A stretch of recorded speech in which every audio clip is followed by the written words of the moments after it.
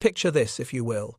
It's the year 873 after Christ, and autumn is painting the Norwegian fjords in shades of gold and crimson. Into the settlement of Frostvik walks a young man carrying nothing but a leather satchel, and what the locals would soon discover were some very unusual ideas. His name was Bjorn, and at 23 winters old, he bore a burden that would have broken lesser men. You see, Bjorn wasn't your typical Viking. While other boys his age were learning to swing axes and handle oars, Bjorn had been thrust into a very different kind of education. When he was just 7 years old, his entire family had frozen to death in their Longhouse during what the locals called the hungry winter. Think about that for a moment. Imagine being a child and discovering your parents, your siblings, everyone you've ever loved, turned into ice sculptures around a cold hearth. The kind of trauma that either destroys you completely or forges you into something entirely new. The warriors of Frostvik took one look at Bjorn's hands and knew everything they thought they needed to know about him. No calluses from sword work, no rope burns from handling ship rigging. Just smooth palms marked with charcoal stains and the peculiar indentations that come from handling measuring cords. They called him soft hands, and in a culture where your worth was measured by how many enemies you could kill or how much silver you could steal, this was not exactly a compliment. But here's where the story gets interesting, and where we need to understand something fundamental about how knowledge travelled in the 9th century. Bjorn hadn't spent the years after his family's death sitting around feeling sorry for himself. No, this young man had become something of a medieval student, though he probably wouldn't have recognized the term. After the tragedy, he'd been taken in by the Sami people, the indigenous inhabitants of the far north who had been surviving Arctic conditions for thousands of years before the first Viking ever set foot on a longship. Now, your average Norse warrior would have considered living with the Sami to be beneath his dignity, but Bjorn wasn't interested in dignity. He was interested in staying alive. And the Sami, these remarkable people who had mastered survival in conditions that would kill most humans within hours, they taught him things that no Norse architect had ever dreamed of. How to read the wind patterns. How to build structures that bent with nature instead of fighting against it. How to create warmth without burning through your entire winter fuel supply by the new year. But that wasn't all. Remember, this is the 9th century, when the known world was much smaller, but also much more connected than we sometimes realize. A Byzantine trader named Constantin had somehow ended up in the far north, probably fleeing some political scandal in Constantinople, as traders often did. This man had seen the hypercaust systems that heated Roman baths, the sophisticated engineering that had kept emperors warm for centuries, and he shared these secrets with a traumatized young Norse boy who listened like his life depended on it, which, as it turned out, it did. There was also Yrsa, Bjorn's foster mother among the Sami, 60 winters old, which made her practically ancient by 9th century standards. This woman had survived more harsh seasons than most people could count, and she had a saying that would echo through the rest of our story: "The house that bends with the wind stands longer than the house that stands against it." Simple words, but they contained wisdom that would challenge everything the Norse thought they knew about building. So when Bjorn arrived in Frostvik that autumn, he came bearing plans that must have seemed like the fevered dreams of a madman. Triple-thick walls that would require 3 times the normal amount of timber, floors dug down into the earth like some kind of badger's den, and most bizarre of all, a heating system with underground channels that seemed more suited to those fancy Roman bathhouses than a proper Norse hall. The settlement of Frostvik itself was typical of its kind. 200 souls stretched along the edge of a fjord, making their living through the traditional Viking combination of summer raiding and winter crafts. And ruling over this little world was a man named Grimmer Ironjaw, who had earned his fearsome nickname by surviving a Danish axe blow to the face and somehow managing to bite off his attacker's thumb in the process. This was not a man easily impressed by theoretical building techniques. When Bjorn presented his plans at the autumn assembly, P8CO, that's the traditional Norse gathering where important community decisions were made, P8CO, Grimmer's reaction was everything you might expect.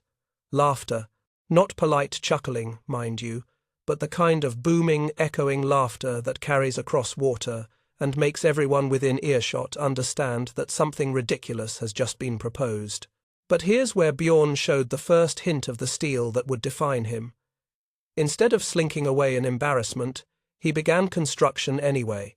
He had inherited a modest collection of silver from his family, not enough to buy passage on a raiding vessel, but enough to get started on something else entirely. When the local timber merchants, pressured by Grimmer's obvious disapproval, refused to do business with him, Bjorn did something clever.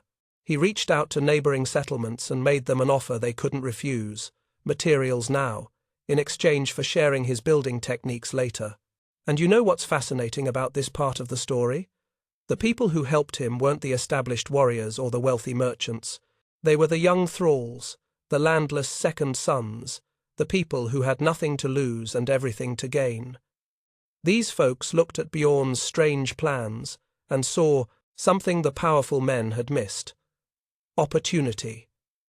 As autumn progressed and the first snows began to fall, Bjorn's project took shape.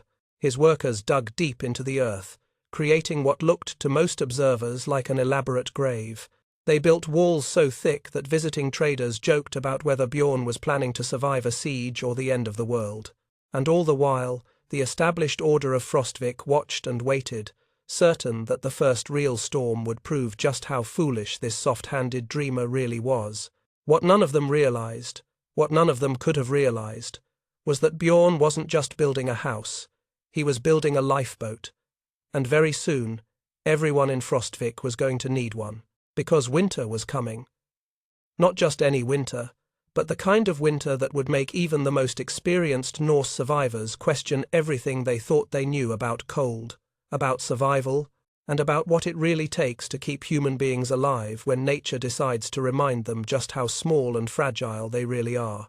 The storm that was gathering in the north would test every assumption, challenge every tradition, and ultimately prove that sometimes the fool who prepares for the impossible is the only one wise enough to survive it. The storm struck on the night of the midwinter feast in 874, when every household in Frostvik was hosting relatives, and the mead was flowing like water from a spring flood. Now, you have to understand something about Norse winter celebrations. These weren't just parties. They were acts of defiance against the darkness, desperate attempts to maintain human warmth and connection during the season when nature seemed most determined to kill you. Old Eirik, the weather-wise, had been predicting a harsh winter for months. This was a man who could read cloud formations like other people read runestones, who could feel pressure changes in his bones that had been broken by ice and weather over 70 winters of life. But even Eirik, with all his accumulated wisdom about northern weather patterns, had no way to prepare anyone for what was coming. What the Skalds would later call Fimbulwinter's Echo, IAT, a storm so fierce it seemed to herald the end of days itself. Picture the most violent thunderstorm you've ever experienced. Now, imagine that instead of rain, it's snow falling so thick and fast that a man can't see his own hand when he holds it at arm's length. Imagine winds screaming down from the northern ice caps at speeds that would make our modern meteorologists reach for their most extreme measurement tools. These weren't just strong winds, they were winds that snapped century-old pine trees like you or I might snap a pencil. Inside Grimmer Ironjaw's great hall, the midwinter celebration was in full swing when the first ominous sounds began.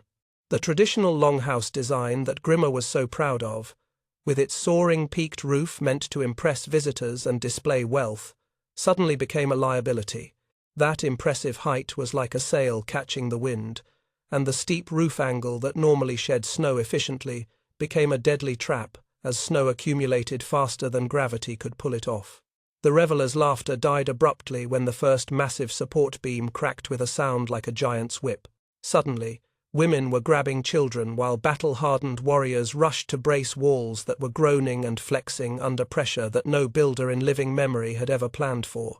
The central hearth, the pride of Grimmer's Hall with its massive stone construction, began to crack from the extreme temperature differentials, the blazing fire inside fighting against walls that were rapidly approaching the temperature of the storm outside. Smoke started billowing into the hall as the heating system failed, and that's when people began to panic. Because in a Norse winter, if you lose your fire, you die. It's that simple. Meanwhile, just a few hundred yards away, something remarkable was happening in what the locals had mockingly called the Fool's Longhouse.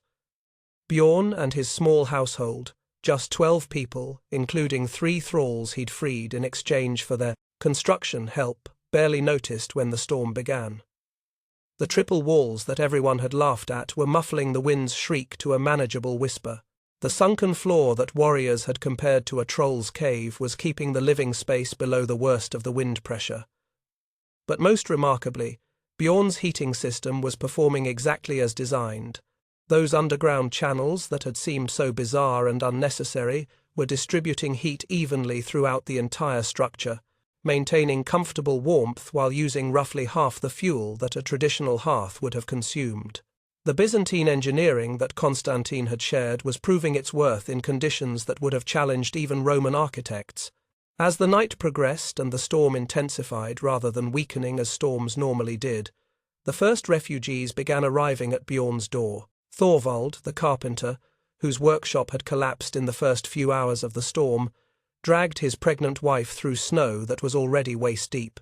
Think about that journey for a moment. Stumbling through a howling blizzard where a single wrong turn could mean death, carrying a woman heavy with child, guided only by the dim light filtering through Bjorn's carefully designed ventilation system.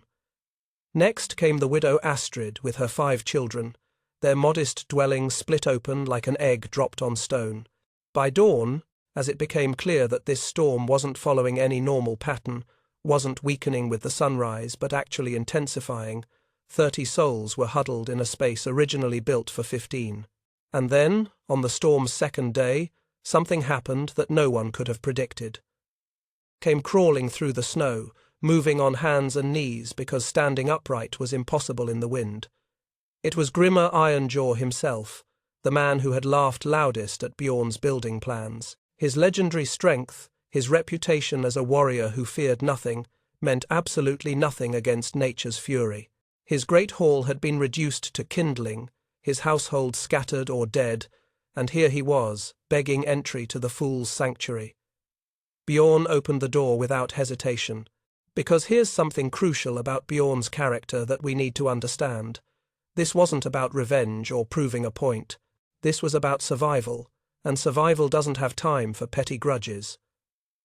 The storm raged for 3 weeks. 3 weeks of winds that never dropped below what we would classify today as hurricane force. 3 weeks of snow falling at rates that defied comprehension. 3 weeks during which the temperature never rose above what would kill an unprotected human in minutes. And through it all, the Fool's Longhouse stood firm, its triple walls and underground heating system creating a pocket of human civilization in a world that had temporarily gone insane. But crowding 63 people into a space designed for 15 was going to create problems that no amount of clever engineering could solve. Problems that would test not just Bjorn's building skills, but his understanding of human nature itself.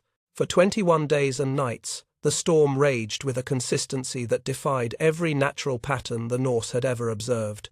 There would be brief lulls, maybe an hour, sometimes 2, that would give people hope that the worst was over. But these breaks only served to gather strength for renewed assault, like a giant drawing breath before screaming again. Inside Bjorn's longhouse, 63 people eventually found shelter, nearly a third of Frostvik's entire population crammed into a space that had been generous for 15. Now, if you've ever been stuck in a small space with just your immediate family during a power outage, you can perhaps begin to imagine the social dynamics at play here. But this was medieval Scandinavia, where social hierarchy wasn't just tradition, it was considered the natural order of the universe itself. And that order was about to be completely turned upside down. Grimmer Ironjaw, a man accustomed to sitting in the high seat, to being served first at every meal, to having his word treated as law, found himself sleeping among thralls on the floor of what had once been called the Fool's Longhouse. Wealthy merchant wives who had never touched manual labour in their lives were working alongside slaves to maintain the single latrine that Bjorn had wisely built with ventilation to the outside, AMT, a detail that proved absolutely crucial when you're dealing with the waste of 63 people in close quarters. But here's where the genius of Bjorn's design really began to reveal itself. Every seemingly odd detail turned out to have a purpose that became clear only under these extreme conditions. Those underground heating channels didn't just distribute warmth, they could be partially blocked with stones to regulate temperature in different areas of the structure. This meant that the sleeping area could be kept cooler while the common areas stayed warm, preventing the dangerous overheating that could lead to carbon monoxide poisoning. The triple walls weren't just insulation. They created air pockets that provided sound dampening, which became essential when you had crying babies, arguing adults, and the constant stress of confinement. Small details proved crucial. Interior wells that prevented anyone from having to venture outside for water. Storage chambers dug into the floor that kept food from freezing solid. And most importantly, a ventilation system that prevented suffocation with so many people breathing in such a confined space. Daily life in the Earth House developed its own strange rhythm. Mornings began with Bjorn checking the mysterious marks he'd carved into the support beams, stress indicators he'd learned from those Byzantine builders that would show hairline cracks before they became structural failures. This was engineering psychology at work, the kind of preventive thinking that separated survival from catastrophe. The scarred Orm Silvertongue, whose own dwelling lay buried somewhere beneath 20 feet of snow, paid for his shelter with increasingly elaborate tales that grew more fantastic each night. Children learned to play quietly in designated areas, a revolutionary concept in a culture where children typically had the run of the household. Adults took turns maintaining the fire, preparing meals from supplies that dwindled with terrifying speed, and constantly clearing the ventilation shafts that threatened to clog with snow. But of course, conflict was inevitable. On the 10th day, two warriors nearly killed each other over sleeping arrangements. These were men trained from childhood to settle disputes with violence, and the stress of confinement was pushing everyone toward their breaking point.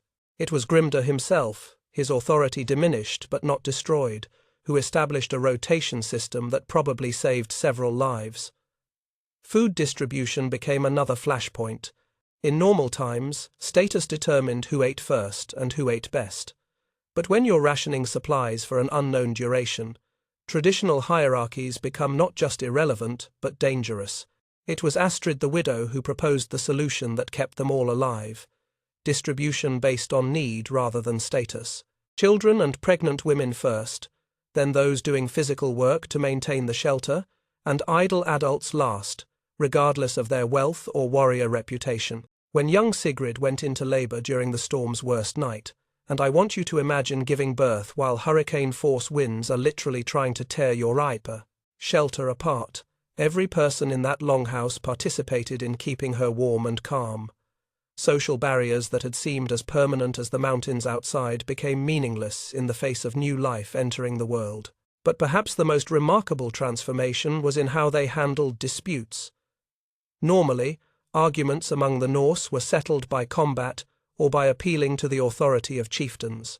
But in the Earth House, violence could kill everyone. A single fight could damage the heating system, or worse, the structural integrity that was keeping them all alive. So they developed something unprecedented: discussion, compromise, group decision-making. They were accidentally inventing democracy, driven by necessity rather than political theory. Bjorn himself became something entirely new during these 3 weeks. Not a chief in the traditional sense, tense exams. He never claimed authority over anyone, but something more like what we might recognize as an engineer or project manager. He solved problems through observation and innovation, rather than commanding through strength. When the latrine system began to fail under the pressure of overuse, he designed modifications using materials at hand. When personality conflicts threatened group cohesion, he found ways to redirect energy into useful work. The psychological pressure was perhaps worse than the physical hardships. Imagine being trapped in a space barely larger than a modern living room with 62 other people, never knowing if the walls might give way, never knowing when or if the storm would end. Some people cracked completely. There was one man who spent 3 days convinced that the storm was Ragnarok, the end of the world, and that they were all already dead. Others retreated into themselves so completely that they had to be forced to eat. But somehow, through innovation, cooperation, and sheer stubborn refusal to give up, they survived. All 63 of them. And when the storm finally began, to weaken on the 21st day, when the wind's constant shriek dropped to a mere howl and then to something approaching normal winter weather, they emerged into a world that had been fundamentally changed. Not just the physical landscape, though that was certainly transformed beyond recognition. No, the real change was in themselves, in their understanding of what human beings could accomplish when necessity forced them to think beyond the limitations of tradition and status. They had learned something that would echo through generations, that survival sometimes requires abandoning everything you think you know about how the world is supposed to work. When the storm finally exhausted itself, the survivors emerged into a world that seemed alien, as if they had been transported to a different planet entirely. Where the settlement of Frostvik had once stood, only Bjorn's Longhouse remained intact among what could generously be called ruins, but looked more like the scattered bones of some massive creature. The mathematics of survival were stark and terrible. Of 200 original inhabitants, 63 had survived, all those who had found shelter in the Earth House. That means 137 people had died, all those who had trusted in traditional construction methods that had served the Norse for centuries. Entire families wiped out, bloodlines that traced back to the legendary kings of old ended. The social structure of Frostvik hadn't just been damaged, it had been obliterated as thoroughly as the buildings themselves. The landscape itself told a story of nature's overwhelming power. New hills of snow rose where buildings had once stood, some of them 30 feet high, with bits of timber and household goods jutting out like archaeological fragments. Familiar landmarks, too, the great oak where the Thing assembly met, the stone marker that showed the harbour's edge, all erased beneath a white shroud that would take months to melt. But more profoundly, the social landscape had been transformed in ways that would have seemed impossible just 3 weeks earlier. Grimmer Ironjaw, the warrior who had laughed loudest at Bjorn's plans, lay dying from injuries sustained when his hall collapsed. But here's where our story takes a turn that reveals something fundamental about human nature under extreme circumstances. On what would prove to be his deathbed, Grimder performed the ritual of inheritance that would normally pass his arm rings, his silver, his authority to blood relatives or proven warriors. Instead, before witnesses, including the surviving elders of Frostvik, he passed everything to Bjorn, not because of family ties or military prowess, but because, in Grimmer's own words, wisdom in building surpasses strength in battle. Think about what this means. A culture that had valued physical prowess above all else was officially acknowledging that intellectual achievement, AT, the ability to observe, to learn, to innovate, was more valuable than the traditional warrior virtues. This wasn't just a personal decision by a dying man. This was a fundamental shift in how an entire community understood success and leadership. The rebuilding of Frostvik followed principles that would have been revolutionary in any other context. No longer could warriors demand the finest timber for elaborate dragon-headed halls while common folk shivered in drafty huts. The Thing assembly, EST, that democratic institution that was one of the Norse's greatest contributions to human governance, voted to require all new construction to meet Bjorn's standards. Every building had to include triple-wall construction, underground heating, proper ventilation, and structural stress indicators. More remarkably, they established something entirely unprecedented in Norse society. Master builders would hold status equal to successful raiders. Think about that for a moment. In a culture where your worth was traditionally measured by how much treasure you could steal from foreign shores, they were now saying that the knowledge of how to keep people alive through winter was equally valuable. They were creating, perhaps without fully realizing it, a meritocracy based on practical skills rather than violent prowess. Women like Astrid the Widow, whose organizational abilities had proven crucial during the crisis, gained voices in community planning that had been denied them for centuries. The social innovations that had emerged during those 3 weeks of confinement weren't abandoned when normal life resumed. They were institutionalized. Decisions affecting the whole community were made through discussion and consensus, rather than the pronouncements of individual chiefs.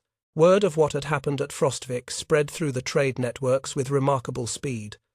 Remember, this is the 9th century, when news travelled only as fast as the fastest ship or the swiftest horse. But stories of a settlement where everyone survived the worst storm in living memory, where a young man's strange building techniques had proved superior to centuries of traditional wisdom, TIM, those stories had legs. By spring, delegations were arriving from across Scandinavia to learn Bjorn's techniques. Ships appeared in the harbour, flying the banners of settlements from as far away as Iceland and the Shetland Islands. These weren't casual visitors. These were serious students, sent by communities that understood they needed to learn these methods before the next great storm. But Bjorn chose his students carefully. He wasn't interested in just spreading technical knowledge, see-toe. He understood that the techniques were meaningless without the philosophy behind them. To his first 12 apprentices, selected from hundreds of applicants, he taught not just the practical details of triple-wall construction and underground heating, but the thinking that made such innovations possible. Observe nature rather than fighting it, he would tell them, echoing his foster mother Yrsa's wisdom about bending with the wind. Learn from all sources, regardless of their origin, a revolutionary idea in a culture that typically scorned foreign knowledge. And perhaps most importantly, always build for the worst day, not the best. This last principle would prove to be Bjorn's most enduring contribution to human survival. Most people, most of the time, build for normal conditions. They plan for average weather, typical problems, standard challenges. Bjorn understood that survival depends on preparing for the exceptional, the unprecedented, the catastrophic. The story reached royal ears when Harald Fairhair, still in the process of consolidating his control over Norway, summoned Bjorn to court in 885. The king needed fortifications that could withstand both military siege and natural disaster, and Bjorn delivered designs that combined his weather resistance techniques with defensive innovations that would influence castle building for centuries. But perhaps Bjorn's greatest legacy lay not in royal commissions, but in the hundreds of ordinary settlements that adopted his methods. By the time of his death in 892, peacefully, in his own bed, surrounded by apprentices and former students who had travelled from across the known world to be with him, building in the Bjorn way had become standard practice across the north. Countless lives were saved each winter by techniques that had started with one traumatized boy's determination never to watch anyone freeze to death again. His final words to his assembled apprentices, recorded by several scribes and preserved in multiple manuscripts, rang with the wisdom of hard-won experience. Stone and timber are nothing. Understanding is everything. Build with your mind before you build with your hands. In the end, Bjorn's story is about more than architecture or survival techniques. It's about how crisis can reveal truths that prosperity conceals. How necessity can force innovation that comfort would never inspire. How the wisdom of the margins, 1997, the Sami survival techniques, the Byzantine engineering, the insights of women and slaves, can prove more valuable than the certainties of the center. The soft-handed dreamer who had arrived in Frostvik as an object of mockery died as one of the most influential figures in Norse history, not because he conquered enemies or accumulated treasure, but because he understood something fundamental about human survival, that the greatest victories are won not against other people, but against the forces of nature and circumstance that threaten us all. And in a world where climate change and extreme weather are becoming the new normal, perhaps Bjorn's greatest lesson is more relevant than ever. Prepare for the worst, learn from everyone, and remember that the house that bends with the wind will outlast the house that stands against it.